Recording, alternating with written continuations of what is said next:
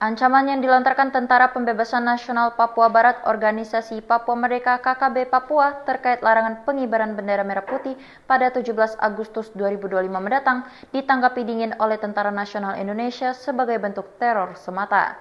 Kepala Penerangan Komando Daerah Militer Cendrawasih Kolonel Chandra Kurniawan menanggapi seruan tersebut untuk menakuti masyarakat. Tahun-tahun sebelumnya OPM juga melakukan hal yang sama, yaitu melakukan teror berupa ancaman larangan pengibaran bendera merah putih pada 17 Agustus, kata Chandra, dilansir dari Tempo 3 Agustus 2025.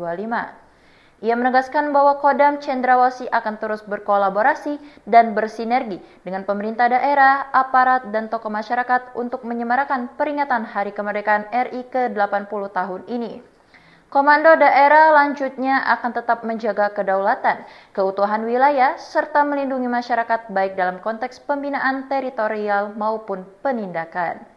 Pusat Tentara Pembebasan Nasional Papua Barat Organisasi Papua Merdeka menerbitkan larangan dilaksanakannya upacara pengibaran bendera merah putih di Papua pada 17 Agustus mendatang. Juru bicara Markas Pusat TPNPB OPM Sebbi Sambom mengatakan orang asli Papua dan mereka yang mendiami tanah Papua hanya boleh mengibarkan bendera bintang kejora dan melaksanakan upacara pada 1 Desember. Kami ingin rakyat Papua teredukasi bahwa Papua bukan bagian dari Indonesia, kata Sebbi, Sabtu, 2 Agustus 2025. Sebbi mengatakan TPNPB tidak akan melakukan penyerangan atau kontak senjata kepada masyarakat yang melakukan upacara pengibaran bendera merah putih. Pihaknya hanya akan membubarkan kegiatan upacara apabila di wilayah tersebut tidak ditemukan adanya keterlibatan TNI Polri.